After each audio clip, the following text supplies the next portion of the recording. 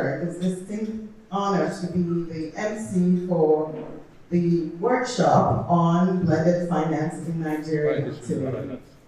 This workshop is designed to share learnings from homegrown experts on how to structure successful blended finance vehicles in Nigeria. So today, I'm excited, and I hope you are too, that you will hear from speakers who will share their lessons learned, challenges, opportunities, and also roles of various stakeholders in the blended finance community. So, and you'll hear also from a global perspective as well. So you'll hear from a global perspective as well as local perspective on blended finance. So without any further ado, I want to introduce our co-host for this hybrid workshop on blended finance in Nigeria. And just for them to come up and say brief words of welcome to everyone before we move on through our program today. So after the brief remarks from the host, we will hear from the keynote address, and after that, we will have a very interactive discussion with blended finance practitioners. So again, homegrown experts who will walk us through some of these areas that we need to learn about, and also challenges and opportunities within the blended finance community. And then we'll have some question and answers, and I'm hoping that those in-house and also online, there's a QR code on your table, those of you that are on in-house, where you can put your questions. Yes, can you please raise that again so everybody can see it? In-house, yes, there's a QR code on the tables. And then those online, you'll get a link to put your questions in, and hopefully you will hear from those in and online some questions that you have, so we can really interact with our speakers today. And then we'll have some closing remarks and next steps. So that's basically what our day will be like, and so let's get right into it. So coming up first is Ms. Thelma Akio. And Thelma is the co-founder and managing partner of SMENG. She has over 21 years of experience working in the development sector as an impact investor, donor, philanthropic advisor, and social entrepreneur. And she's worked in over 22 African countries. I don't know how she did it, but 22 African countries. She's not only pioneered and founded and led several organizations and initiatives, she's also very focused on women's economic empowerment. And in 2020, Thelma was listed as one of the 50 most influential women in the development sector in Africa. So without any further ado, please help me to welcome Ms. Thelma Akio.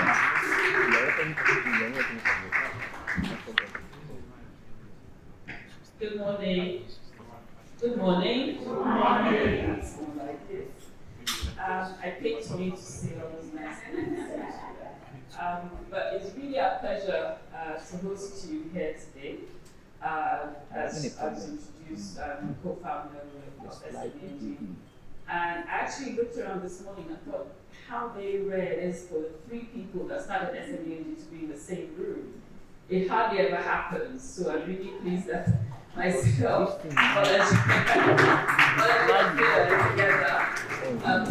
SMENG with a really ambitious premise that we could create a company that could finance women in Nigeria with a different methodology, which was invest in the growth of female businesses as well as provide catalytic financing. And because we designed that business, we knew that blending was not optional, it was imperative. We had to make sure that we were able to provide catalytic capital to support women for pre-investment readiness, to de-risk the portfolio we were investing in, but also critically to leverage additional capital. And that's what we've done with SMENG. Obviously, the reason why a lot of people are not blending is because it's not easy to do. So that's why this workshop is important. And we're very happy to partner with the Impact Investor Foundation, who's really charting the course of impact investing in Nigeria. I wear a double hat. I also sit on the National Advisory Board of Impact Investing in Nigeria, and we just launched the $1 billion impact fund for the country, which is going to be rolled out, and you hear a lot about it from Etemore. But why have we done this? We believe that the problem in Nigeria is not that people don't have great ideas, but we do things in silos. So the traction is very limited. And so if we have a community of people who are blending and advocating for blending, we will have more blended resources coming to the market. When the IFC started talking about blending, the market has grown tremendously. I looked at the numbers, and as of 2019, it was 4 billion. Last year it was 160 billion. And it still has the potential to grow. And we really want to not be participants in that conversation in Nigeria. We want to be part of the drivers of that conversation. So that's all I'm going to say this morning. Welcome to what I hope you find to be our lovely offices. Make sure you meet everyone. We said COVID cheated us of just getting to know people. There are people here I've talked to more online than I've seen in person. Teju, that's you. So having you in the room, we can talk, we can get things done. I specifically want to thank our partners who came from afar. GIZ, thank you. We were all together yesterday and here again today. Thank you so much. And I'm hoping that at the end of today, we will start this community going. So please have a good day. Thank you. Thank you very much, Thelma. And as she mentioned, her, I wouldn't say partner in crime, but partner in the fund, in the blended fund community, is Etemore Glover, who is the project lead for Impact Investors Foundation. Etemore, has a lot of experience working in the nonprofit sector before even coming to this role. She was the executive secretary of the Knowledge Exchange Center, a nonprofit focused on bridging the skill gap for young unemployed graduates here in Nigeria. And in her role as the Impact Investors Foundation, she's really kind of spearheaded implementing the vision and the strategy.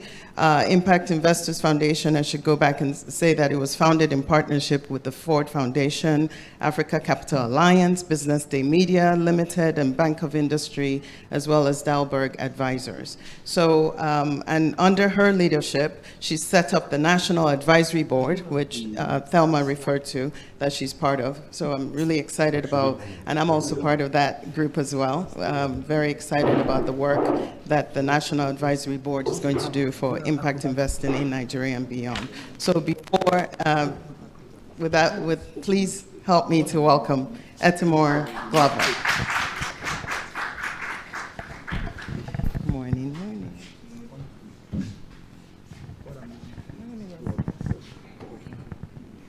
Thank you very much. Our host, Ms. Thelma Ekio, co-founder, managing partner, SMENG, Mr. Bolaji Balogun, CEO, Chapel Hill Denham, and Philip. Members of the Nigerian National Advisory Board here, Ms. Nneka Eze, thank you. She's also the managing director of Vested Wall. Members online, our vice chairman, Mr. Afolabi Oladele, who is also the chairman of the Impact Investors Foundation. Ms. Ntiru, who is the keynote speaker from Convergence. Our esteemed speakers, invited guests, ladies and gentlemen, all protocols duly observed. It is indeed a delight to have all of you here. You can see I'm smiling. And I'm smiling particularly. I get to see all of you, and it's not online, so I'm doubly excited. So the Impact Investors Foundation was established to accelerate the growth and excellence of impact investing in Nigeria. And we do that by collaborating with key stakeholders in this space, because there's a lot of work to do, and one person cannot do that alone. So we identified like SMENG, and we've been working to grow the space. And one of the things that we are doing is to provide access to finance for women enterprises, because access to finance is a huge problem for MSMEs, particularly for women. So this year, we worked together to run the first accelerator program. And through this, we want to build a very robust community of impact entrepreneurs who are women. Secondly, we are partnering with SMENG to digitize access to finance on the AB Marketplace platform. I'm so excited about that platform because it's a one-stop shop that provides women access to finance and training and so many other opportunities that women lack. So I'm really excited about this AB Marketplace, and I'm excited that Impact Investors Foundation gets to work with SMENG to do that. So please, a round of applause for that. Finally, Thelma mentioned about blended finance. We don't have enough of this kind of structures in Nigeria. So we'd like to partner with them and other organizations to build a strong community of blended finance vehicles in this country. And I'll mention about the wholesale fund. The Nigerian National Advisory Board was set up by the Impact Investors Foundation to address the barriers within the impact investing market. And we have 4 main pillars, and one of them is to increase and strengthen the supply of impact capital to investment-ready social organizations and MSMEs. We all know the critical role MSME plays in our market. In terms of employment, they provide 80% employment, and in terms of contributing to the gross domestic product, close to 50%. But access to finance has been a challenge. So it is so important that we crack access to finance for MSMEs. And so one of the vehicles in which we are using this is the Wholesale Impact Investment Fund, which is 2 things: a market builder. The impact investing market is quite nascent, and we need to have a fund that provides technical assistance to build the market. In addition, it's a fund of fund. So it is a blended finance vehicle that will blend capital from various sources, one from public sources. And we are happy to say that we're working closely with the Ministry of Finance, Budget and National Planning, the Office of the President on Social Investments, and other government officials who are happy to see this kind of finance that will mobilize capital from the private sector. So ladies and gentlemen, it is such an important moment for us to discuss about blended finance, because we want to see more blended finance in our country, Nigeria. Without further ado, I'd like to hand over to the MC to continue. But before I do that, I want you to please realize that we don't want this to be another talk shop, but we want collaborations from each and every one of you to blend finance, to partner with already existing vehicles. The wholesale fund is one of such vehicles we'd like to invite you to consider. And also other people here who would like to set up the structures would like to support you to do so. Thank you very much, and enjoy the rest of the program. Thank you. Thank you, Etimore. And again, this is a wow moment for the Wholesale Fund. And I'm hoping that all of us here today and those online will learn more about what, blended finance vehicle is all about, and how to structure it effectively with others, and really looking at collaboration and partnerships, which are key. And you're seeing that even throughout this workshop, that this workshop would not have been able to happen today without collaboration from various organizations. So with that, I want to move forward to bring to you brief remark from Chapel Hill Denim. Mr. Balaji Balogun, who is the CEO, Chapel Hill Denim and co-founder SMENG. You don't want me to talk about you, so let me say a little bit about you so people would know who you are. He is one of the leading deal makers by volume and value. So very important to say that. Okay, so please help me welcome Mr. Balaji Balogun.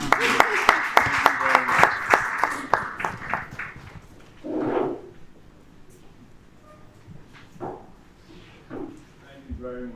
Good morning, our conveners. Good morning, distinguished invited guests. Let me thank our panelists this morning for giving so generously of your time. I'm really, really delighted to see, so many people who are all very, very important partners in Nigeria as well as Africa's economic development in the room.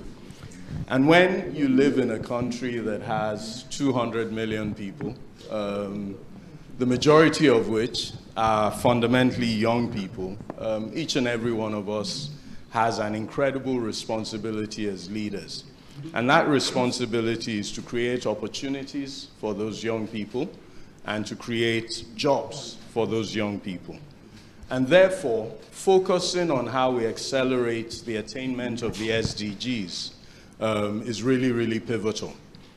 Each of those 17 SDGs are important, but as a firm, we focus on the rapid attainment of 4 of them in particular. SDG 1, no poverty. SDG 17, the one at the end, which is about partnerships. SDG 5, which is about gender equality. But I think there's a reason why SDG 9 is the one that sits in the middle. And that's about innovation and infrastructure. And innovation and infrastructure are the underpinning of everything that we want to do. A prosperous Nigeria has an incredible opportunity, firstly, to feed the world. But I also believe that a prosperous Nigeria can resource the world and also secure the world. And a prosperous Nigeria needs or requires its women to be prosperous. Because first and foremost, Nigeria's women represent more than half of the population. But as we find day to day in our business, Nigeria's women also represent perhaps the most thoughtful part of that population. And I'll give you one interesting example. At the end of last year, we had an opportunity as a business to raise capital for MTN through an MTN public offering. 74% of the participants in that offering were women. And it makes you wonder what Nigeria's men do and whether we save or invest at all.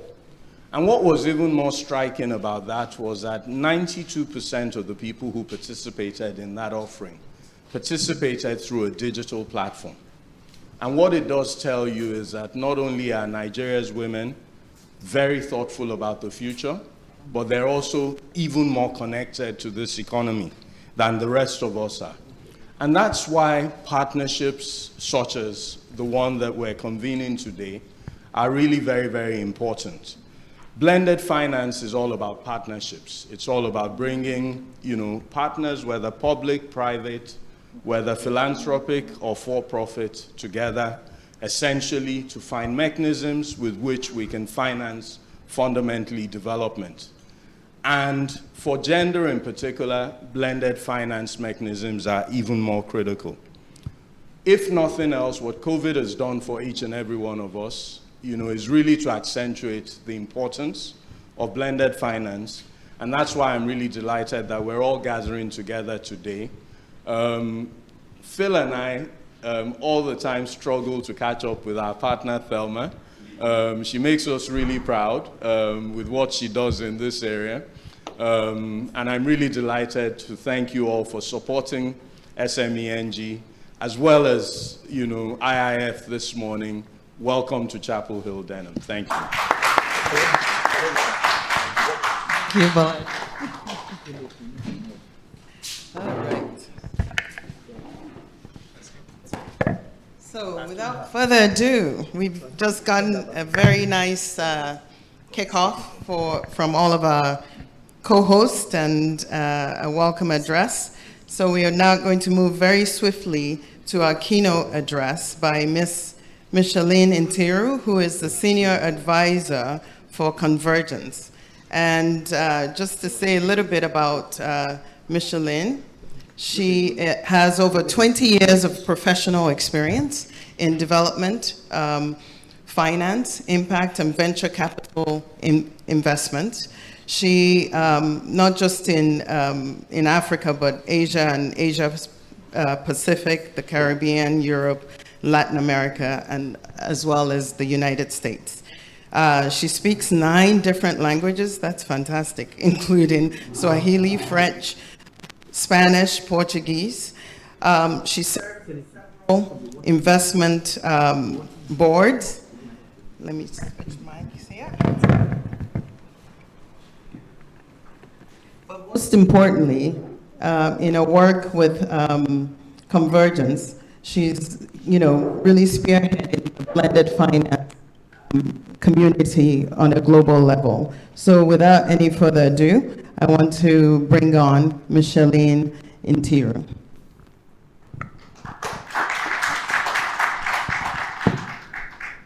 Thank you so much for that super warm welcome. And in this world of hybrid, I need to check that you can actually hear me.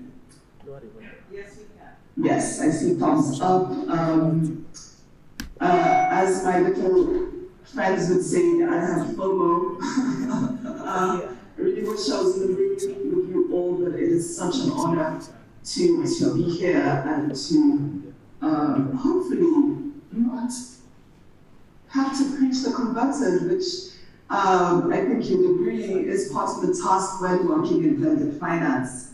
It was so great to hear from the last 3 speakers because I know that you'll serve as basically the leaders in Nigeria, among the leaders in Nigeria in terms of what we're talking about here, catalyzing philanthropic and commercial sources of funding for the SDGs. So first off, I would say I am not here to preach to anyone. I am here among friends and peers and colleagues. It's good to see some of the flag bearers in the room, the Impact Investing Foundation, of course, but IFC and others, SMENG, the hosts, and others. So let me take about 15 minutes or so to just lay the landscape, keep us all on our toes in terms of understanding the magnitude, the importance of this opportunity that we have, not only globally, but homing in on sub-Saharan Africa and Nigeria. I would then like us to have really enriching, hopefully illuminating discussion, bringing questions and answers and comments to the panel. And honestly, it just works out to have slides for this since I'm not really, but I want this to be more of a dynamic engagement, not a talk shop. So let's begin by just looking at our definition at Convergence, our definition of what blended finance is. If we go back to actually the first slide that we had, I know the slides are skipping and I have, so thankful to have backup for this, thank you. So, why are we here? Well, Convergence considers that we are the global network for blended finance. We have interfaced and partnered and had communications with most of you around the room that help us generate blended finance data, the research, as well as knowledge of the pipeline, the actual deal flow, so that we can increase those investments. And here we're looking particularly at sub-Saharan Africa. So not only are we a global network, and not only do we have that information for you, but we also have a couple of what we call design funding awards that help us to accelerate the market. Design funding vehicles that hopefully attract increasing investment in Africa. And towards the end, I will highlight the 2 that are sort of hot off the press right now. So when we consider blended finance, because, and I think this was intimated earlier, because of the immense funding gap in 2015, a lot of people remember some clever people led by the Apai community and group spent some time trying to quantify what is needed to achieve the SDGs. And we use that 4.2 trillion number that just shows this immense funding gap. And it is, of course, no surprise that it is the private sector that has access to a lot of this funding, and it's certainly not sitting in most of our countries right now. And so the idea of blended finance is to be able to catalyze public and philanthropic sources for reasons that I will specify, so that we can increase some of this much needed private sector investment. And you all know this. We look at 3 elements. This is not about grant money, this is not about free money, this is not about impact washing, but this is about looking at the trilogy of return. Absolutely financial return is needed, otherwise we should not be doing this. Impact, somebody had favorites, SDGs 1, 5, 9, and 17, I believe. So looking at the SDGs that make sense to be able to fuel our economies, but also ensure societal growth, and of course the idea of leverage. We've all been doing this in different ways. I know over my 2 decades of work, people think about public-private partnerships, people think about syndication, people think about mobilization, different words for it. But in the last, let's say, 7, 8 years, we've been saying, let's look at these this 3-legged stool in a more tangible way, and use this to really center our definition of what successful blended finance might look like. And I don't have to go through all these reasons as to why we do not have sufficient capital flows in our market. We hear this all the time, we read this in the newspapers. We know that we, if I take developing countries as a set, constitute half of the global GDP, right? But obviously have but just a sliver of the 200 trillion that is flowing in the global capital markets. So those things that we hear around liquidity, of course, around now we're looking at rather a devaluation, we're looking at macroeconomic volatility. Those elements are what people always blame, of course, in terms of investment decisions. Not to mention the tax conditions in some of our countries. And we obviously want to come out on top in terms of the returns, in terms of the tenor, in terms of looking at growth rates of our economy. So the premise here is that we need to try to see how we can adjust really the risk returns, try to make more attractive the flow of capital in our countries. And the idea of blended finance, therefore, as this structuring approach, helps to do that, helps to mitigate those risks, helps to manage those returns. If I think on the risk side, we obviously are not AAA credit rated in many of our countries, and so being able to couple this funding helps to up, if you will, our ratings. There's obviously less of a downside once you can have almost, bona fide sources of funding vouching for you, and sometimes it comes in the form of insurance. We'll get into some of those specific types. Sometimes actually comes in the form of being able to provide advisory, being able to provide transaction advisory, TA, that helps to build more robust investment ideas or projects, right? And those returns are therefore managed, outcomes increase, in a way we up the returns sometimes do so by even providing what we're calling interest rate subsidies.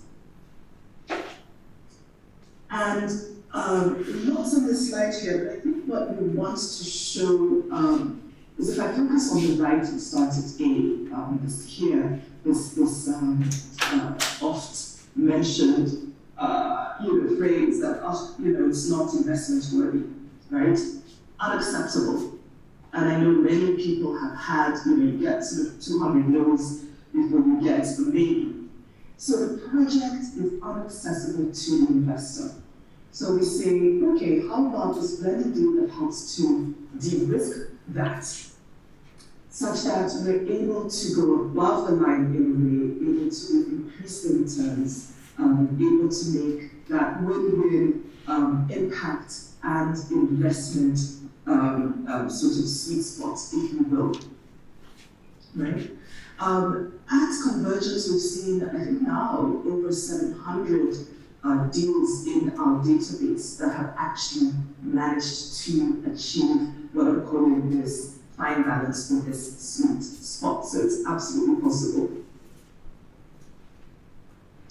So, I always like to say that I know that we've been doing blended finance at different phases of a project cycle, have been calling it different things, and here are sort of some of the key moments in the life cycle, whether you're starting to prepare projects and can access some grants or TA as mentioned, whether you're further along in terms of perhaps early stage equity investments, whether you're building the project, looking at perhaps a concessional first loss facility, then looking at commercial debt or an equity, perhaps having concessional guarantees, or at the stage of exit. So increasingly, if I go from left to right, we're starting to see more of a commercial capital participation because that concessional capital has helped to de-risk the idea all the way through, hopefully, to exit, if that is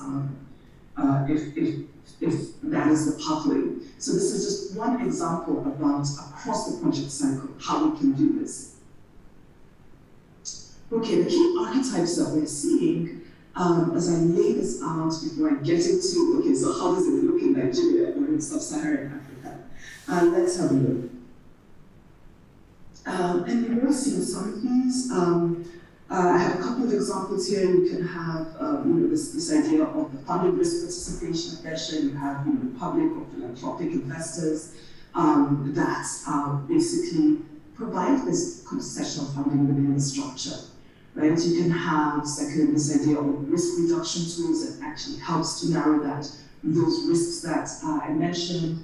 You have the idea of design funding grants preparation, grants that basically help, again, to support those costs pre-concrete idea, but hopefully lead to bankability of projects.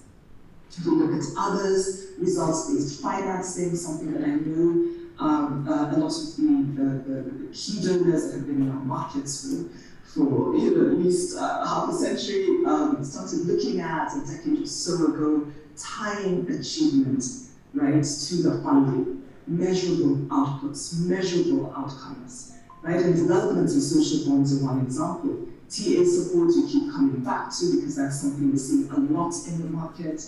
As well as this idea of providing grants to support the project costs, right? So that is all about blended finance. If you were sitting on the edge, really wondering if this is just semantics, if this is just words, we wanted to be able to make sure that now we have the concrete knowledge of how you can rate out, and of course you can reach us for more information. Now some of the trends in the market. Okay, so we're looking here mostly at deal counts, something we keep our tabs on, and we've seen a slight drop, we're thinking due to COVID, but we're thinking that might taper, if you will. So Right now, we've seen about 160 billion in terms of the total funding, right, with more than 5,000 actual commitments and more than 1,400 unique investors. And so there is a lot of activity, and again, as a global network, we really capture all the information that's out there, and we feel like we have a decent, if you will, a decent barometer. Okay.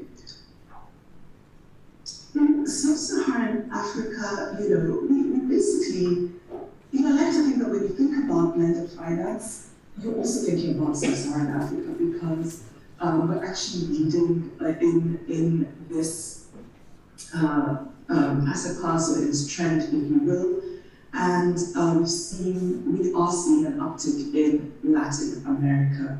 Right now, you have South Africa, Kenya, Nigeria, Ghana, and Uganda leading in Africa with Tanzania and Cote d'Ivoire, not too far behind if we look at the proportion of those deals in the period 2018-2020.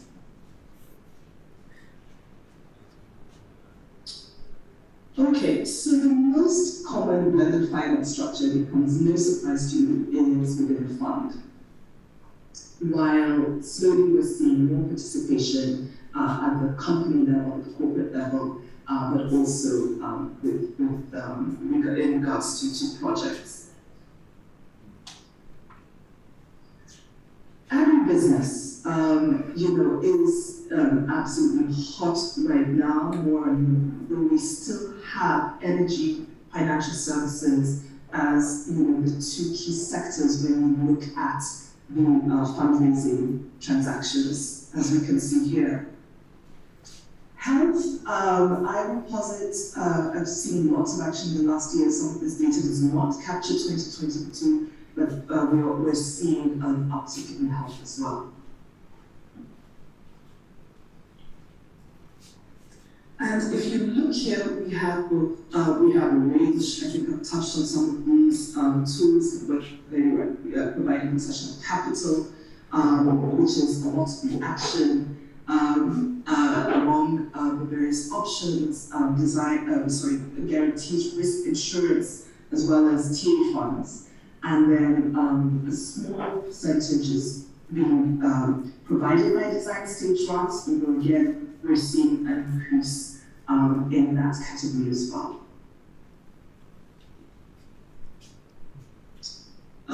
So what we're seeing, remember we're saying we're blending different sources of finance, we're seeing that private finance still remains but a fraction of the overall blended finance contributions. As you can see here, we have, let's see, in 2020, I think, looking at those limited numbers, I am hoping that the last 2 years will show increased finance flows from all these different sources. Well, we capture what we're told, and we capture what is reported in the media, and we capture what we have on our rather robust membership network. But just insufficient data continues to be one of our problems here. And so please keep close to us. Let's keep sharing specifics about the kinds of blended transactions that we are seeing. A lot of our data you can see is coming from unknown sources, but there are ways through annual evaluations of baseline quarter that we're trying to work in partnership to be able to capture more rigorous data.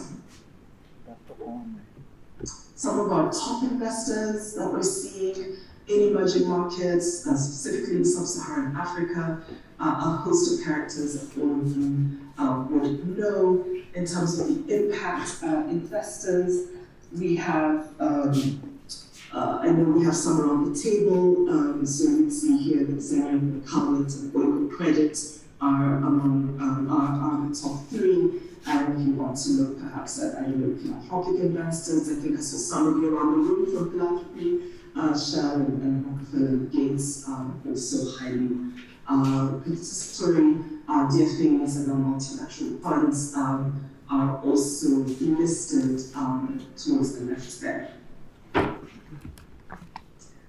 And very specifically in sub-Saharan Africa, what I'd like to highlight is in the next slide. I know you're thinking, okay, how many people want to know what's happening in their country, right? So we're seeing maybe 350 transactions in sub-Saharan Africa, with about a fifth coming, or targets coming from, or targeting Nigeria in full great part. And out of the 56 billion, we're seeing again about 13 billion going directly or partially to Nigeria.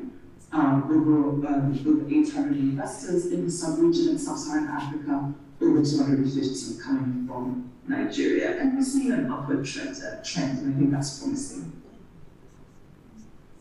Again, we were looking at the sectors I mentioned, energy, financial services, and agriculture also coming to the fore.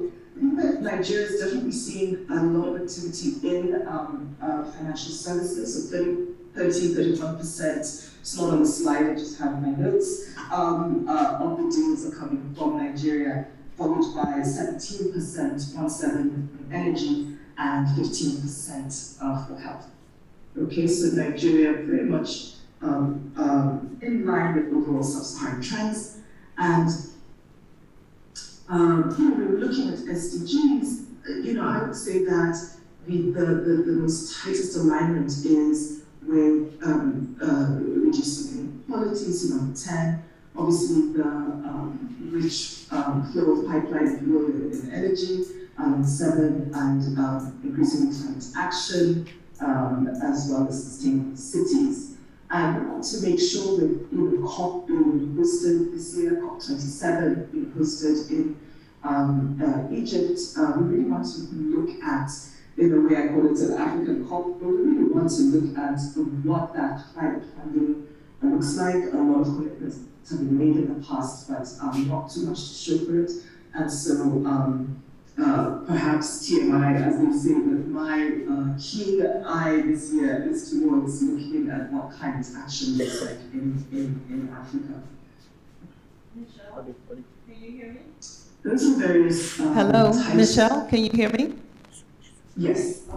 So just wanted to, if you don't mind, to speed up the last couple slides, because you're going to join our panel. So some of these information can also be shared during the panel session that comes right after you, because we do know that we've called this a workshop because we really know that what you're giving us is kind of like 101, blended finance 101. So I just want to let you know that we have some time factor, so you can move quickly through.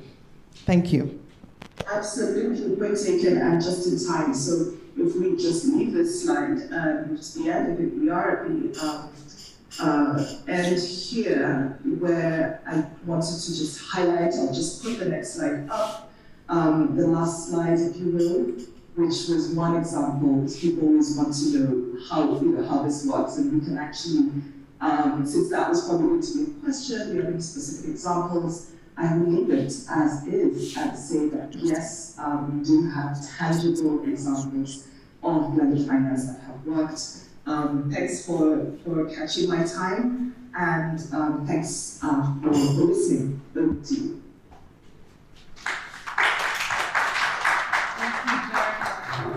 And we're really honored and grateful for your time and the fact that you will also be joining the panel section that follows. And I want to thank all the participants online. It's looking like we have about 55 people online. So thank you for joining, and I hope you are writing out your questions or sending your questions in so we can fill that question during the question and answer session.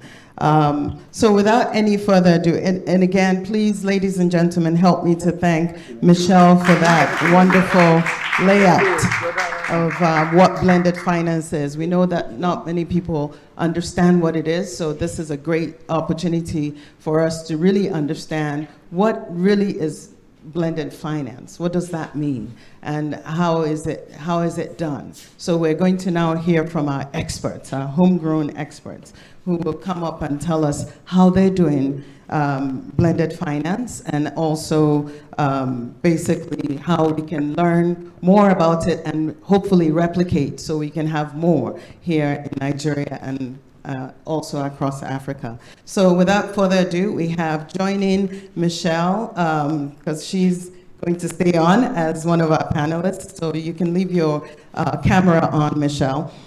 You've already heard from her. And now we're going to bring on board Ms. Teju Abisoye, who is the Executive Secretary for Lagos State Employment Trust Fund.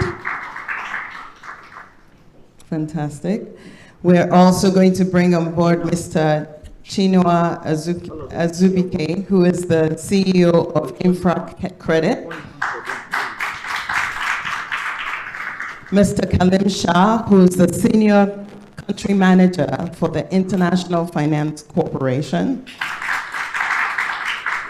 And Mr. Yakubu Baiko, who is the Access to Finance and Investment Advisory for the GIZ here in Nigeria. So, fantastic.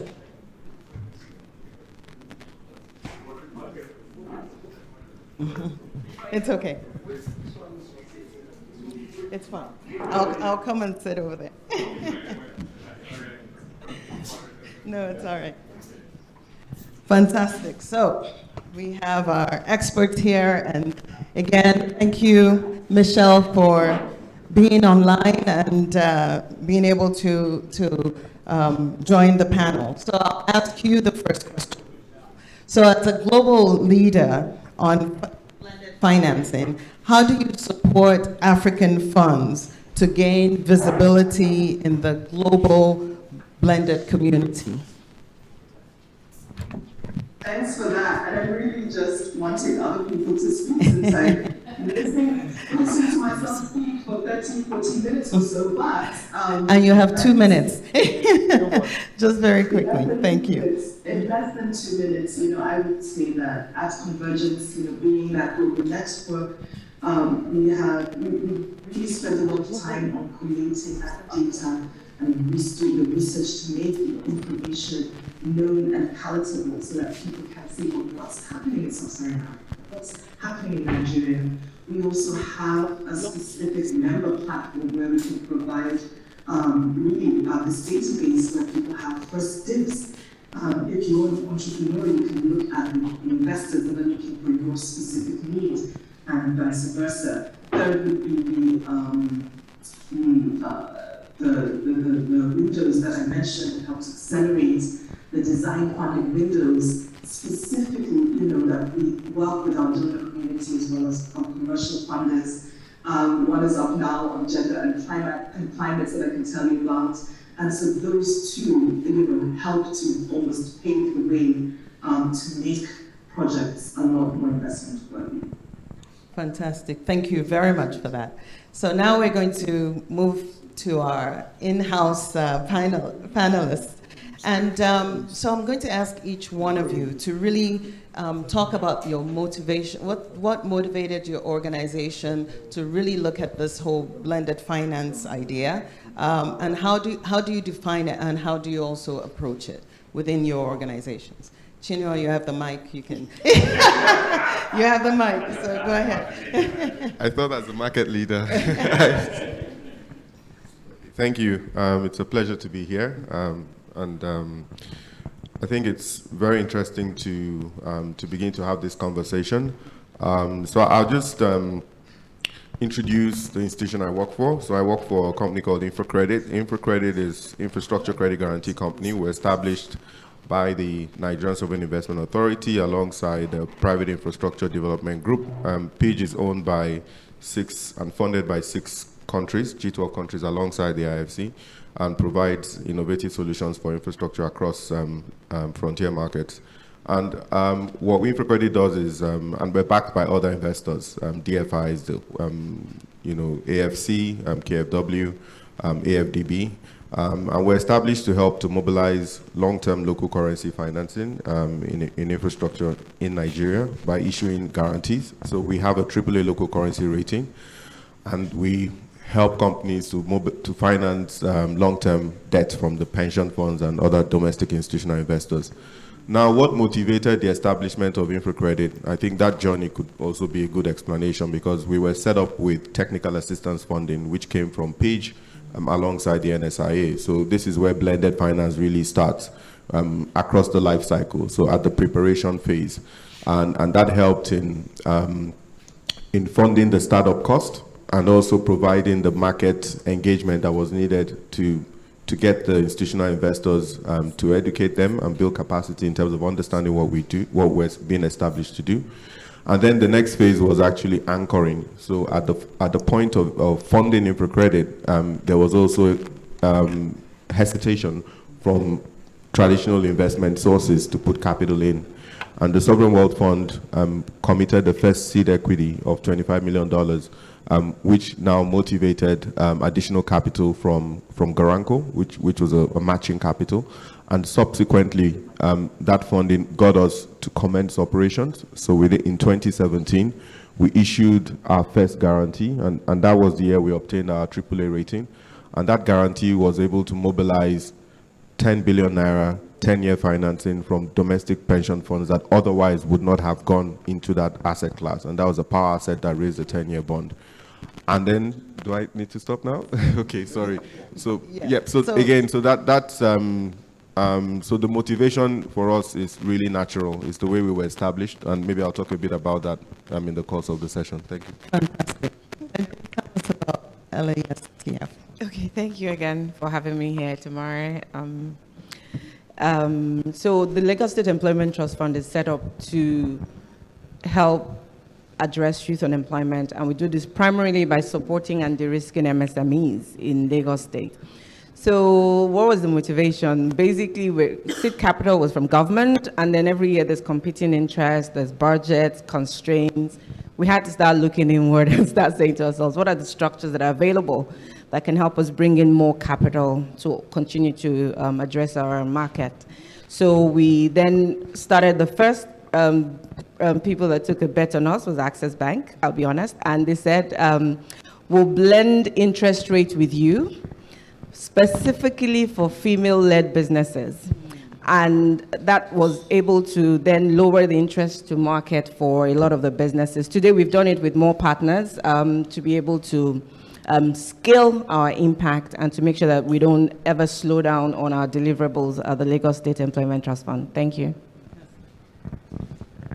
Kalim? Yes, hi, I'm Kaleem Shah from the IFC. I'll just take 1 minute to talk about the IFC just because some people have heard but don't really know. So IFC is part of the World Bank Group. We deal with the private sector while our sister entity, the World Bank, deals with the public sector. We are the largest development finance institution globally. In Nigeria, our portfolio in Nigeria is roughly around $2 billion equivalent. It's the 6th largest exposure for IFC globally. It's the 2nd largest in sub-Saharan Africa. In terms of blended finance, IFC has been doing blended finance for roughly 15 years. And we have a very well-established criteria for using of blended finance. And so over those 15 years, and I have some figures here, we deployed about $2.4 billion of blended finance globally, supporting around 316 projects across a multitude of different sectors. But the most important thing is that with that blended finance, we leveraged about $9.1 billion of IFC funding, plus an additional $8.4 billion of other private sector sources. So for every dollar of blended finance that we use, we usually get around $7 of additional funding and leveraging. So we can go about and talk later about how we go about doing that leverages and how we utilize blended finance in structures that Michelin has already spoken about, but also more importantly, the governance around that blended finance, right? Because we have a very strict governance around how we utilize blended sources. Fantastic. Thank you. Now, Yakubu. Thank you. Tell us about GIZ and what you are doing. Okay, thank you very much for the opportunity to be here today. So I work with GIZ. GIZ is German International Development Corporation. It's a development agency. And of course, we're looking at creating impact, of course, that speaks to the SDGs. Looking at no poverty that has been mentioned, zero hunger, and of course, not leaving anybody behind. And as well as, of course, looking at partnership, leveraging the private sector to also facilitate financing to the various businesses that we support in Nigeria and across the world. So for the motivation for the blended finance, in Nigeria, we don't have a clear case or example of how this has been facilitated, but of course, GIZ is a big organization that operates across the globe. So there are examples of that in Ethiopia, in Ghana, and of course in Zimbabwe. For us in Nigeria is the first one that we're having, which of course Telma and Etemore have spoken to, which we're working towards closely to set up the wholesaler impact investment fund in Nigeria, which of course to us is a kind of blended fund that will facilitate investment and of course financing into various sectors. Yeah? For us at GIZ, because it's a development agency, a non-profit organization, so we leverage some instruments and mechanisms. One of it is grant and local subsidy. Maybe as we go along, I will be expatiating on that. The second one, of course, is technical assistance, which evolves around, of course, investment readiness support, because most of the SMEs today we see, there are funds out there, but the capacity to access these funds. So it's also good to build your capacity to a certain level. We also use guarantees to reduce, of course, the risk threshold and to also reduce transaction cost on both sides, both for the investors and the funder. And of course, for the borrowers as well, because today, if you look at Nigeria, okay, I'm running out of time, okay. So I will be touching on that much more as we move along. Thank you so much. Thank you, thank you. At this point, again, this is a workshop. So now we're going to get, now that we've heard about each of your organizations and what you're doing, now we want you to go, let me say, let's get down to the practical elements of blended finance. I want to hear from each one of you. You know, de-risking SME financing is important for the growing impact ecosystem, as you know. So what role can blended finance play in, and can you, like I said, let's go granular in sharing some of your experiences from your organizations. What are the challenges? What are the opportunities? You know, what are the learnings that we can all walk away from today in setting up a blended finance structure?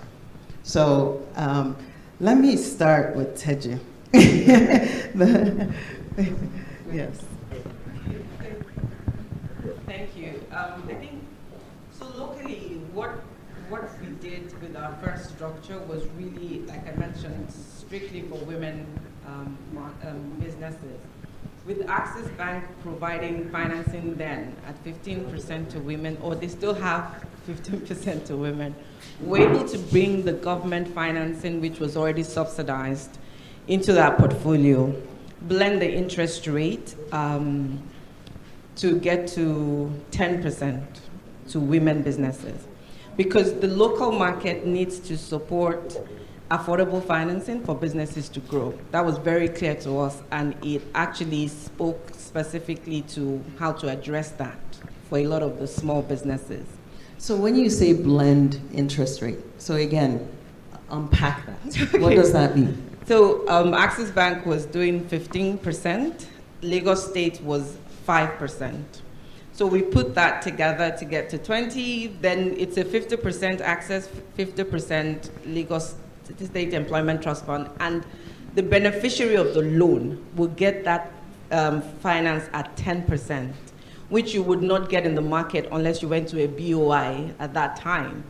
But the good thing was, it was also a situation where the government was willing to take 75% of the risk to give the commercial bank enough comfort to say we will do this without disrupting your market, because you will still get your returns on your investment in that business. It's not going to change that. But we wanted them to lower the risk acceptance criteria, which was always a bottleneck for a lot of the MSMEs. So we needed to take a lot more risk. So we'll take 75% today, Access takes 25%, but it's also to enable them remove some of the, a lot of things around collateral which they've reduced. There's no more collateral on that portfolio. Nobody takes collateral on that portfolio, but look at other things like the cash flow. We're giving you 25, we're going to take guarantee on 50% of your facility anyway. So we're using it in that structure where we're providing that guarantee, we're providing subsidized capital, we're providing technical assistance to the businesses. You're working with people like GIZ again for that. So it's actually a very interesting structure. We find it very simple. We think it's usable because we've now flipped that again in education sector, where we're now working with like First Bank using the same model to make sure that schools have access to affordable capital in the ecosystem. We're also using that for artisans today. So with Polaris Bank, we also have a model that is almost nothing really changed in that model. And then, of course, more recently, we're starting the first one with BOI. It's going to be our first experiment where the interest rate is now much lower because we're bringing development finance into the bucket. We're adding government concessionary capital, and we're also putting commercial capital. It's taking that interest rate lower, but it's really targeted at the most vulnerable businesses to see how we can change. So what is important in all I'm saying is that our deliverable is not just that they get access to that fund, it's to see how we grow that business.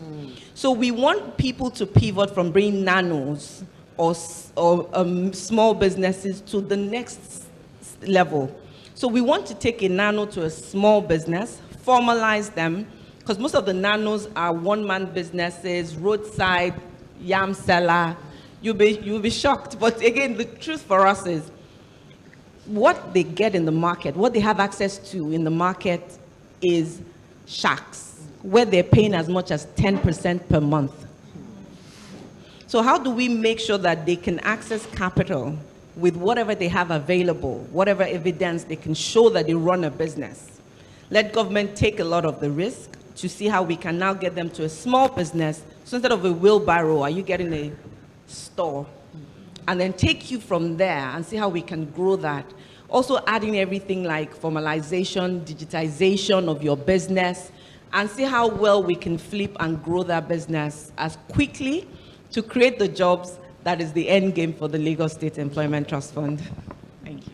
Fantastic. I'm wondering why there's not a long line wrapped around your office, down the street, around the corner, onto the main road. Everybody heading towards LSETF. How do what's your application process like? So very good question. So again, we recognize we still have a structure because again, sustainability is critical.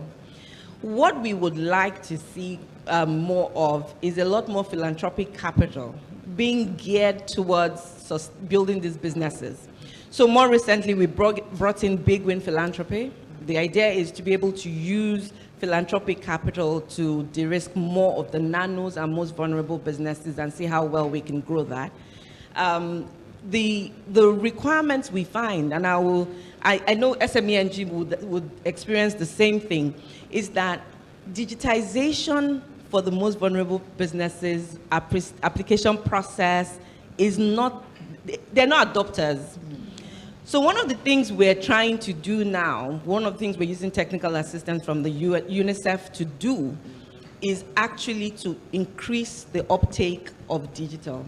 Because financial and digital literacy in the ecosystem. So you won't see that wraparound because what is happening is we literally have to work at grassroots level with boots on ground to say, look, this is available. Stop going to the shacks. We need you to grow your business, not just survive and eat, pay your rent, buy the next stock, move on again, you know. But we're working on that more aggressively now to make sure that, according to the SMIDAN data, we're talking about at least 1 million businesses, 1 additional million jobs in Lagos State. Wow. Fantastic. Please give her a round of applause on what they're doing at LESTF. So next, Callum, do you want to talk from a IFC standpoint? Yeah, great, thank your... you. So we have several different structures, right? So maybe I'll just piggyback off what Siju is saying. So we do a similar thing, working with financial institutions to help de-risk and to help them go into SMEs and women-based businesses. So we take risk-sharing facilities, you know, similar that is backed by some concessional loss, first loss portion, similar to what the government is doing here, quite frankly. So it's a similar structure, but we work with the commercial banks to say, okay, we want you to target SMEs as a sector that you potentially haven't been looking at before, or women entrepreneurs, et cetera, et cetera. Callum, let me interrupt you. And again, I want you to think about the fact that everybody in this room, we don't understand the language you're using. So when you said first loss, what exactly does that mean to take a first loss? Because no business wants a loss. So how does that work? So there's, and I think Micheline also put that up in her structure, right?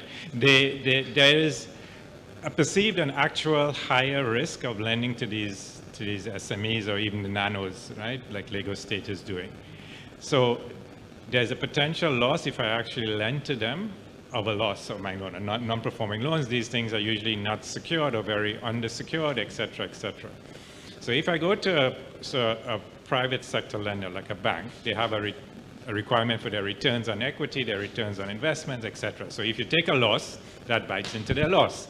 So how do you then encourage them to take a look at these sectors, be able to lend to these sectors in a manageable way, realize that it is profitable to lend to these sectors, and therefore it is sustainable to do so, right? So, you know, one of the things that we look at when we do concessional finance or blended finance or support is that it's seen as a bridge.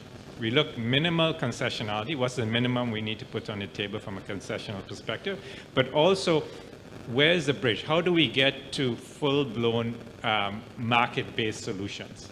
Because if it's going to be something that you just only can continue to do on a concessional basis, then the reality is that maybe that should be something that government should be doing or foundations should be doing, because there isn't really a pathway to get to full-blown, you know, market solutions. So the idea is to say, okay, this is a segment of the of your lending that we want to do, MSMEs, women lending, et cetera, et cetera. How do we de-risk that so that our bank can then look at it, start lending to it, understand how to lend to it, and then on its own, when they realize that it is profitable to lend to these entrepreneurs, to these SMEs, even without the collateral, et cetera, but even with potentially higher losses, but they can get their returns as well to cover those losses, and therefore it makes sense. We kind of, that's what we try to do with our risk-sharing facilities, blended it. And then on top of that, which is not necessarily, we don't consider it part of blended finance, but we do advisory. So we help the banks set up, windows, we give them training. So those loan officers who are handling those SMEs are different from how the corporate, because they don't have financials, et cetera, et cetera. So you have to think about it with a different lens. So we do also provide that training as part of our advisory services, which is again separate from the blended, but can go in as a package with the risk-sharing facilities. So that once the bank again gets accustomed and saying, okay, I have experience with this portfolio over 3-4 years, I don't necessarily need the blending anymore because I understand the portfolio, I understand the risk, I understand my screening criteria a bit better now, so I kind of know which ones my losses potentially are going down over time. You know, my pricing is okay, you know, to attract it, and then they can go out on their own. Fantastic. Thank you for that explanation.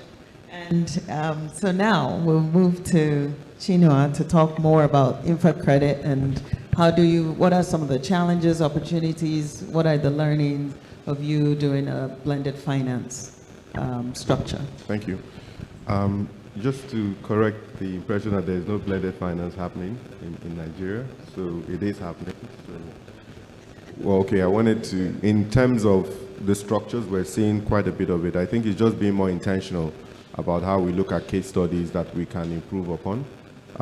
So when I was explaining the journey in how InfraCredit was established, it was essentially set up through blended funding, which was technical assistance that supported preparatory phase and also did some capacity building with the institutional investors. But also there was an anchoring, an early stage funding from the Sovereign Wealth Fund that actually supported the take-up of the institution, which now crowded in incremental capital at the institution level. So we increased our capitalization over 4 years by $170 million, bringing total capital to about 195 today, and this was over time. So you can see how catalytic the government fund was, but also we were able to issue guarantees as a multiple of that capital to mobilize domestic resources from pension funds to finance infrastructure projects in Nigeria. And that was, in total, is about 206, in Naira equivalent, so this local currency, long-term bonds, of about $266 million Naira equivalent. So if you look at the combination of the catalytic value that $25 million has done, it's about 17 times multiple that NSI's money has achieved. So this means that government can play that role of blending and catalyzing. Technical assistance can play a very critical role in building capacity and also funding the early stage preparatory cost. And in our own experience of providing these guarantees, we've also experienced gaps.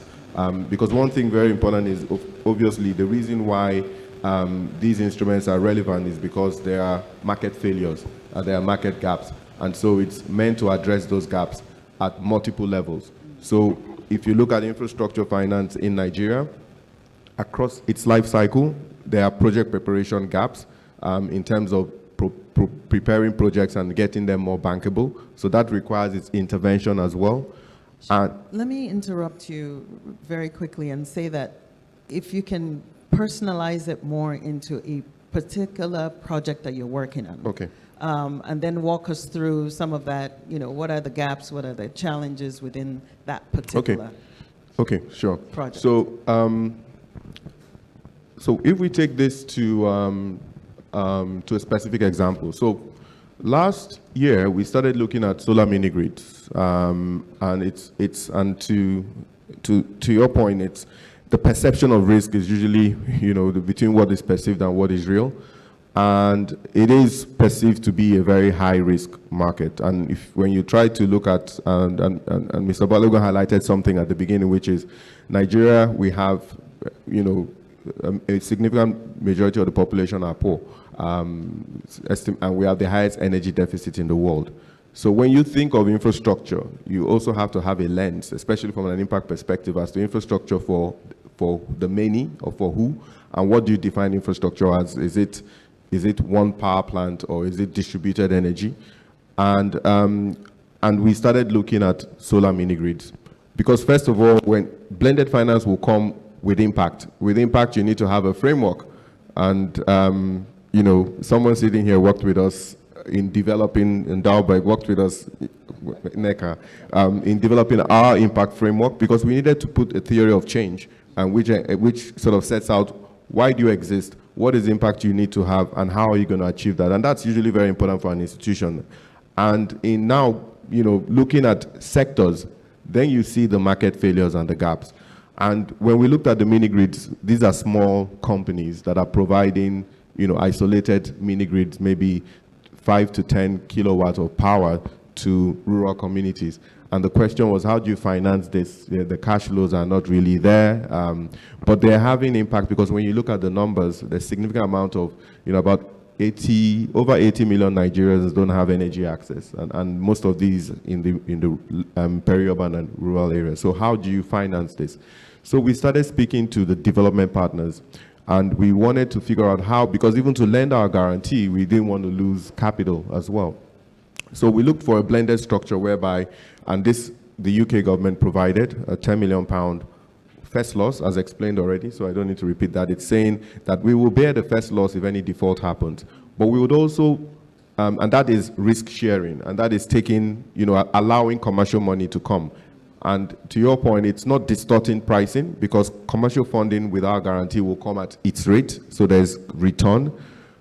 But it's leveraging, and to the earlier presentation, is about leverage, impact, and returns. And so investors are happy to come, and so we provide a guarantee, and then insurance and pensions can now lend to an asset that otherwise they wouldn't have participated in. The blended funding, which is the first loss, comes at a lower interest rate, let's say 3%. By the time you average it out, it's going at a single digit to the borrower. However, it's not just about financing, and I think it's very clear that it's about building capacity for sustainability, and really there must be a line of sight to self-reliance, to sustainability, and that needs to be built in from day one. And to address, typically what comes with this is moral hazard, right? So you don't want to have this kind of financing create that moral hazard is essentially that the business owner doesn't behave in the way he should behave because he feels that this cheap funding doesn't have to pay back, or the lender doesn't behave in the way they're supposed to behave because they believe, well, I'm already protected. So that is also a very important financial discipline that needs to be built into the structure for sustainability. And the expectation now is that there's accessibility, which otherwise would not have happened. There's affordability because it reduces the cost of financing. And ultimately, there's scalability, because then you want this to scale up and ultimately have that impact. So you have to measure from day one, how many jobs are you creating, how many people are having access, and these are things to be integrated from inception. Fantastic. You've actually answered two questions in one around the gaps that are part of blended finance. So I'll move to Yakubu to talk about what some of the examples that you are doing within GIZ. Okay, so just to correct the notion, I didn't say there is no cases of blended finance in Nigeria. I was only saying that GIZ, we don't have that example in Nigeria that we have supported, just to put that in the right perspective, yeah? So for us, I think all the things that the previous speakers have spoken about the challenges and how they are also mitigating these risks and challenges, for us is to create that conducive environment where these investments and funding can actually take place. And I think some of them have been highlighted. One of the major, which you have pointed out, infra credit, is the capacity, both on the part of the investors and of course in the investees. When we started our program on NICOP, which is focused on improving the productivity of some selected agricultural value chain in Nigeria, what we found out is that most of the financial institutions, for example, and investors did not really have adequate knowledge about those value chains. So that, again, is not just from the investees, but also the investors. So what do? We conduct capacity building to address the gap and get the investees, which are the smallholder farmers that we are working with, and of course some of the actors across this value chain, to put them in a position that their investment attractive and funding attractive as well. On the other hand, which is the supply side as well, which is the investors, for them, what we did was actually to conduct like a training program for some selected financial institutions, because we support the tomato, ginger, and chili, and the leather, and of course the garment value chain on my program. So what we found out was that there was inadequate knowledge about those value chains. If you don't know a business, as a banker, how do you finance it? So it was very important to also identify the potentials first for investment and, of course, the rate of return for those businesses. He was talking about some of the things that we also do, because ours is driven by impacts, both social, economic, and of course the governance, which is a ESG. So critical, what happened with most of the businesses that we have in Nigeria today? Poor record keeping, even though we are talking about blended finance today. And critical in that is the impact. How do we measure that impact, for example? That is the framework that need to be developed. And this is the kind of support that we also give to ensure that those impacts can be tracked and accounted for and evaluated. Fantastic, thank you. Inherent in the word blended is the fact that several players have to come to the table. So what are the, and again, linking it to SDG 17 in terms of partnerships. What can you tell us about the roles of all the stakeholders? What, the institutions, governments, commercial investors, the philanthropic players. How do we bring everybody together to really promote blended finance in Nigeria? How can we do that? Teji wants to go first again. So one of the things maybe that I should have said about the challenges and the gap is also the regulatory environment. So one of our limitations with our partners when we do work with the commercial banks is they have some requirements they have to meet with CBN. Like they'll tell you the portfolio MPL cannot go above 10%, which means we freeze lending if anything happens at 9.7. We literally have to freeze lending. So we have to begin to think about regulatory environment with regards to when we're talking about different portfolios. I 100% agree that commercial, once you're in commercial phase, you should be able to go with the commercial terms and whatever is happening in the market. But when you're still a vulnerable business that's been grown and developed, we have to begin to talk to our regulators around what needs to be done with those kind of portfolios and what kind of margins can they allow even the commercial banks to do.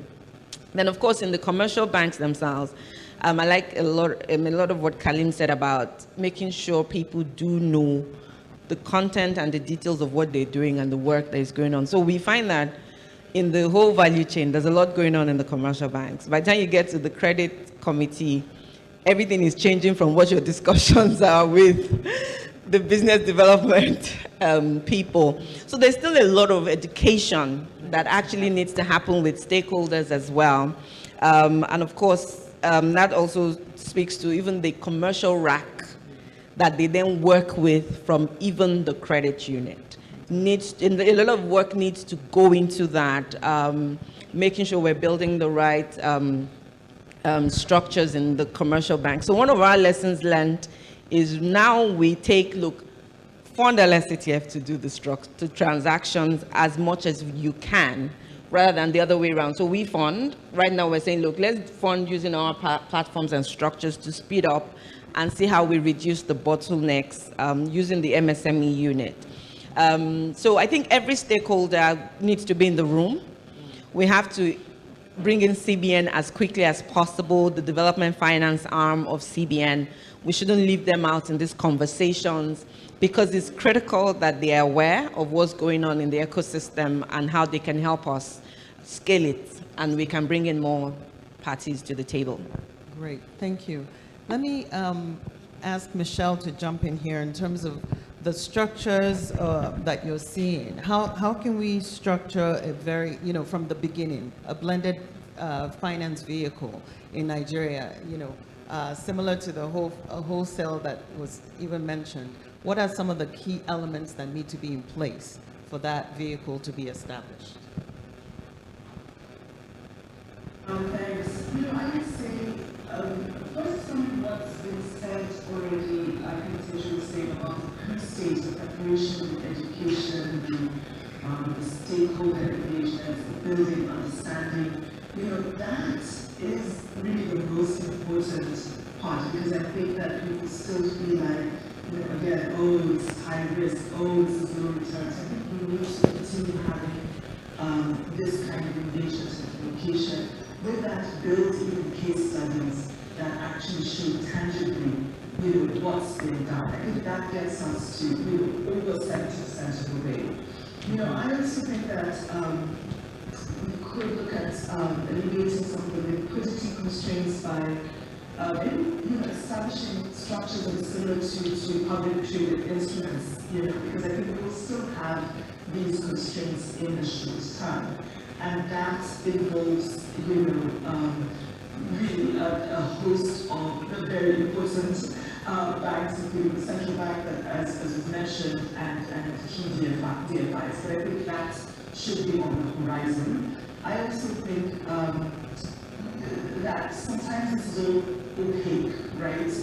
People are not sure how a deal got done, what happens with an investment. So we need to improve our return, so reporting, specifically, but also our impact reporting, and I think that will provide the evidence base, that this could work.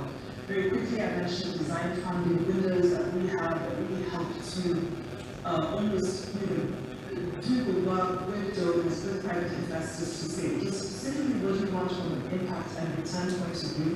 We will help to collate ideas and make really tangible projects. There's one up for climate agenda, there's one up for that addresses legal education, responsible consumption. And I think those really help to look at the continuum I mentioned around really improving the, lowering the risk along the way. These windows help to fund in a limited way, but help to start to provide resources for tangible projects that will thereafter be leveraged with new funding and therefore be scalable for that impact that we're trying to achieve. Thank you. Thank you so much. I think we now, this is maybe workshop 1.0. We need to have a 2.0 that follows this, because I think there's still a lot to unpack around people understanding and also bringing people together in terms of all the stakeholders and being able to educate or share knowledge, because we don't want to maybe even use the word educate, but sharing knowledge about all of the different areas that are of concern to all the stakeholders. And so with that, before we move to question and answer, because I know that our online people are chomping at the bits to ask some questions, and also our people here in person also have questions. So I just want each one of you to take, again, maybe just 1 minute to tell us what concrete action steps you would like to see happen after this meeting. And I can start with you, Yakubu. What concrete action steps Yeah, would you like to see? So for me, I think there are soft issues in Nigeria as far as the investment landscape is concerned. Yeah. So for me, I think what I would like to see is how do we market Nigeria to become an investment destination? We were having meetings yesterday, and I think Thelma and Etemo, you were all there, with international DFIs. And one of them, when I was having a discussion by the side, he said when he was coming to Nigeria as the country manager for that particular DFI, was all about negative issues. Yeah? So people prefer to go to Ghana. When you say Ghana, people will smile and go there.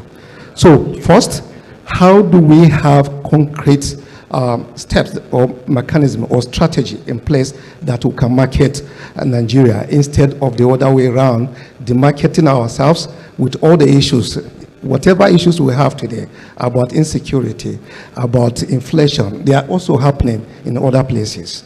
So why are investors going there?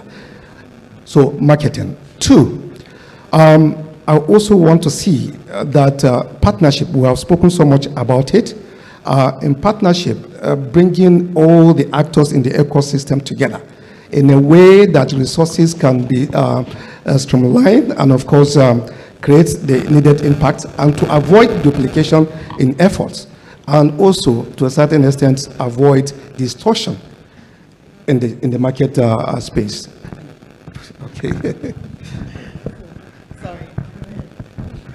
Thank you. So the capital market has a very important role to play when we think of alternative means of funding. I know you talked about your struggle with the commercial banks. Our experience is that we found that it's the capital markets can price more efficiently. They're less subject to some of the challenges in terms of risk allocation and capital ratio issues. So you need to look at alternative vehicles, and I think some already do exist. So that should address it. And how do we leverage that? Because pension funds can allocate a significant amount of funding, but it needs to be structured properly. So then we now look at the intermediating vehicles. So look, we're going to be multiple entities trying to solve similar problems. It's just a question of how we coordinate and leverage each other's strengths. We need more intermediaries that are structured in a way that can attract blended funding. And that means, in terms of capacity building and engagement, we need to communicate more. So talked about our theory of change, impact framework, and reporting. I think those are key. So the more intermediaries we have, the more we're able to mobilize. We do have challenges in the country, but there's also an opportunity that it does create on the other spectrum. So there is significant opportunity to crowd and mobilize a lot of these impact capital looking for where to sit. But the structures need to be transparent enough to develop, to actually present the impact figures that they want to see and ultimately achieve the SDGs. So with the progress we're making, there's a lot of hope in terms of how much more can be done. So alternative models, intermediaries, and coordination. Thank you. You've kind of set the pace for what I'm going to say. So what would I like to see more of, obviously, for us at the Lagos State Employment Trust Fund is being that intermediary. We want to be able to make sure there's capital flows to MSMEs, using partners, because where we play, we tend to not only have access at the bottom of the pyramid, the most vulnerable, but also in the tech space. So part of our partnerships going forward is even lending through platforms that already exist, and how we just make sure that we can do that in a very structured, sustainable, and quick. Let me use the word quick because it's efficient. It's very important to businesses that they have that access in good time. So we want to see more of inflows to fund intermediaries like the Lagos State Employment Trust Fund, working with both philanthropic, both commercial, as many types of partners as we can find in the ecosystem. Thank you.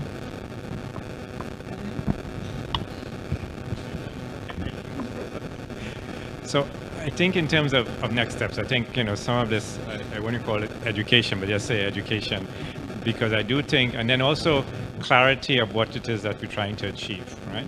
I mean, so we do a multitude of different structures because we have also a multitude of different people who are willing to take different risks, and they have different interests, whether some of it is on climate, some of it is on agri, some of it is on women, some of it is just more broadly on SMEs. So depending on what you're trying to achieve in terms of your development impact may actually impact your structure, right? In terms of your focus. So if it is that we're doing climate, it may actually be more like InfraCredit has done in terms of supporting, off-grid solar, which is something that we have done also here in Nigeria with blended finance, right? So we have a live example that we have done already in Nigeria for off-grid solar, that we've used blended finance to help bring down some of the costs and reduce some of the risk for the off-grid, right?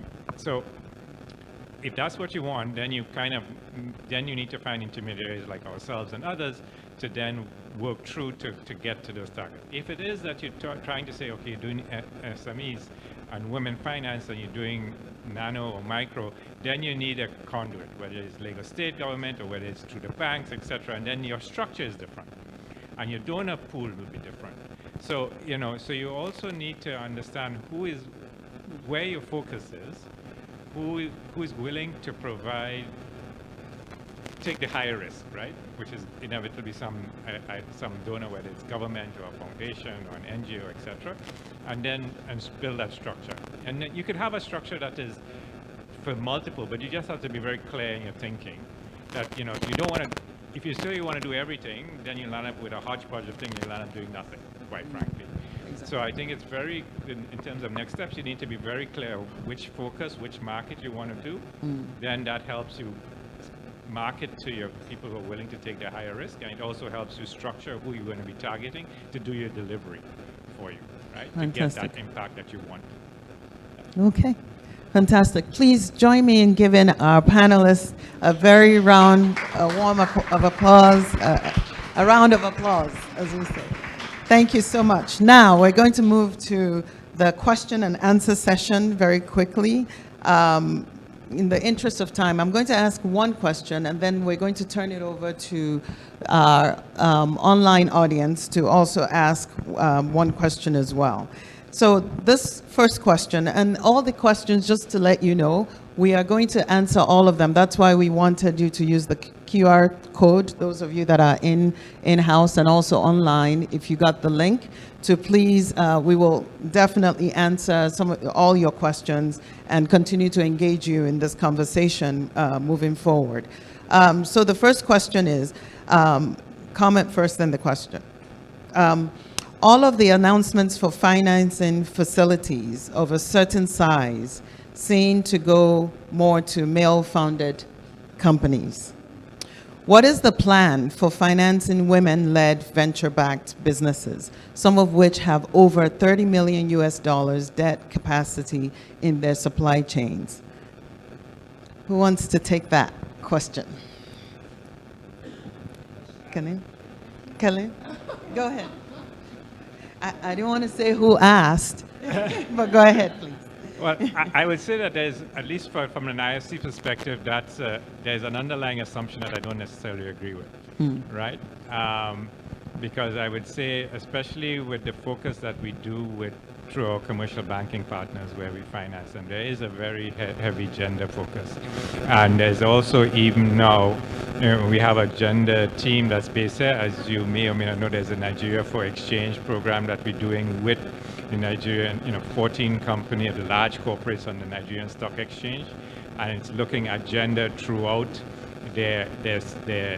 not only in their businesses themselves from a corporate perspective, but also through their supply chain, right? And we benchmark them, and we're working with them to increase their gender participation across, not just, like I say, within their corporates and in their employees, direct employees, but through their supply chain.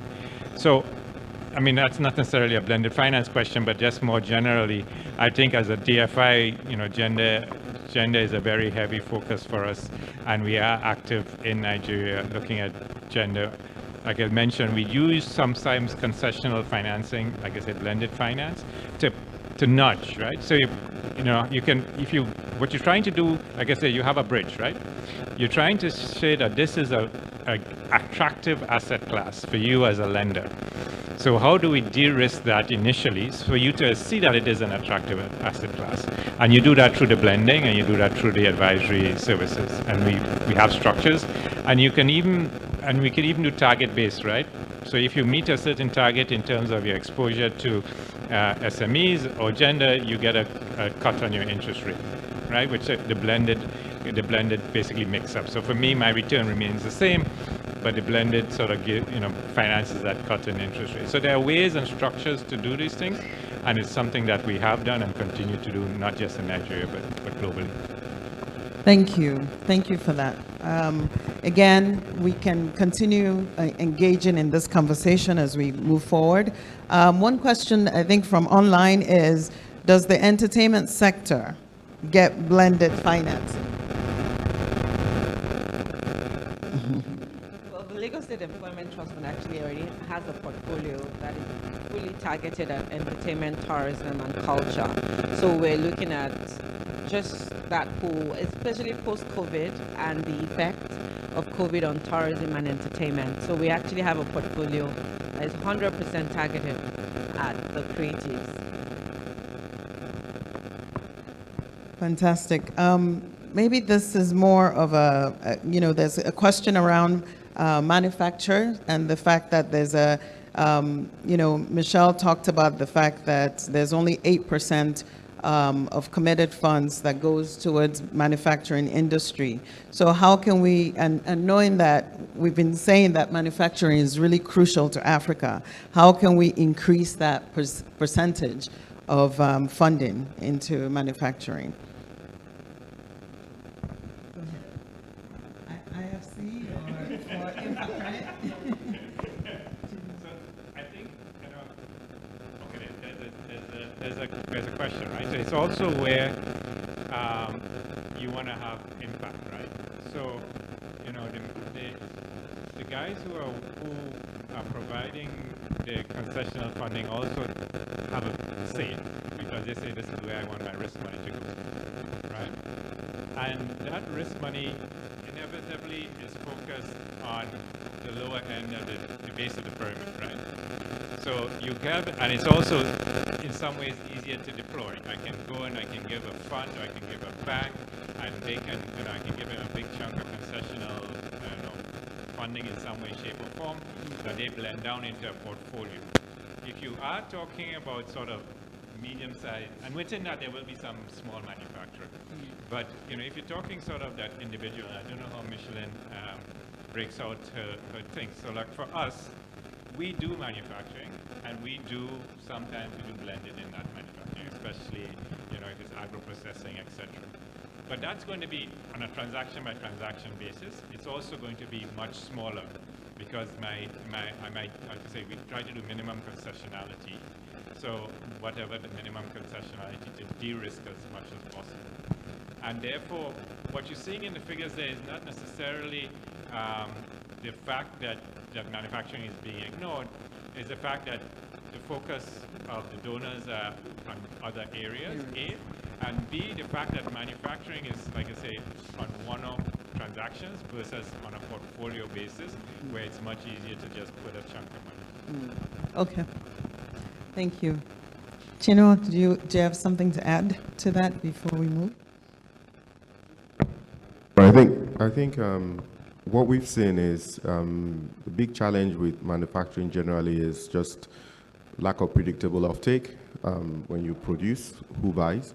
And to address some of these gaps on a transactional basis, you could build it along a value chain. So if we're financing solar, for example, you could encourage manufacturers to locally produce, because you would offtake through the companies you provide grant. And that's one way you provide finance, and that's one way to begin to build the data that is necessary for blending to come. Because sometimes the data is not available to understand, if I put X, what is the impact it would have. So it has to be on, I imagine, on an incremental basis, but also sector-wide basis, but also linked to transactions, so that the entire value network is also very clear. And reduces your risk of losses, because typically just producing to sell to an open market is highly risky, and that usually is a challenge. I don't know if that call came at the right time, but but we have now come to the end of our panel session and the question and answer session as well. Like I said, all of the questions that you have will be answered by the co-host for this event, this first workshop on blended finance in Nigeria. And without any further ado, I'm going to bring, you can all sit while Etimore comes up to do the closing remarks and shares the next step. And again, ladies and gentlemen, please help me to give everyone a round of applause for being here. And after we are done, those of us in-house will have some networking sessions that we can continue to network with each other here. And like I said, this is a beginning conversation. This is a beginning workshop. This is workshop 1.0. There will be a 2.0 and other opportunities for us to learn more about this whole blended finance community, both from a global perspective and also obviously Nigeria and Africa perspective, and how we can all work together and again address the SDGs in a more effective and efficient way. So with that, I want to, again, thank everybody online and also in person. And we're going to have a quick photo session now or after? Should we do it now? Okay, so we'll round up and then there will be a photo session. So please, Michelle, stay online and keep your camera open because we'll have you as part of the photograph. All right. Thank you very much. Thank you.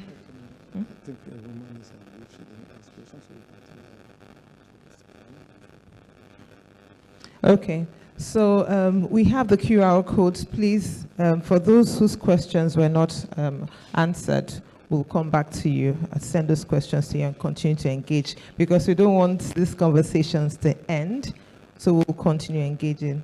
Ladies and gentlemen, it has been a very eventful day from the beginning with the keynote speaker giving a landscape of the blended finance structure in globally, Sub-Saharan Africa, and in Nigeria. Very enlightening, very educating. And like I said, this conversation must continue because we want to see more blended finance structures being set up in Nigeria. With the Wholesale Impact Investment Fund, which is one of the blended finance vehicles to provide access to finance for micro, small, and medium enterprises, as well as social organizations, we are calling on some of our partners here. The GIZ, thank you very much for providing technical assistance to help set up the structure. IFC, we're looking forward to working with you in putting together that financing vehicle. BOI, DBN, Access Bank, and Sterling, all of you here are very important to us. If you look at the SDG 17, it's all about partnerships. We must partner to address some of the pressing challenges that we have. And we know that blended finance, as we've heard today, will help us get to our destination. Ladies and gentlemen, it has been a very fantastic day. We've heard a lot from our speakers. And one thing that comes to mind when they spoke was continuous engagement. We are very excited about our partnership with SMENG and to Chapel Hill and Denham. Thank you for giving us this space to use for more engagements on this topic, blended finance. We've spoken with Convergence, and they are the global organization, taking data on blended finance, building capacity of investors and others who want to blend finance. They will be working with us to structure a masterclass of blended finance in Nigeria. So for those of you who want to strengthen your capacities to bring more structures like this, please work with us and be a part of that masterclass. We'll be sending more information about that to you shortly. And for those who would like to participate in knowing more about the Wholesale Impact Investment Fund, please leave your names behind. We'll be sharing more information with you about that and how to be a part of it. Ladies and gentlemen, I'd like to say thank you. Please don't go away. Please network, collaborate with us, and let's build a strong blended finance community in Nigeria. Thank you very much. Thank you for joining us. A round of applause to all our speakers. Thank you very much. Thank you. So we'll take group photographs, please. We'll start with the Nigerian National Advisory Board for Impact Investing. Ms. Thelma Ekio, please can you come out? Ms. Neka Eze, please can you join? So we'll take a group photograph. Yes, and please, our host, Mr. Bolaji Balogun, thank you very much. Yeah, sure.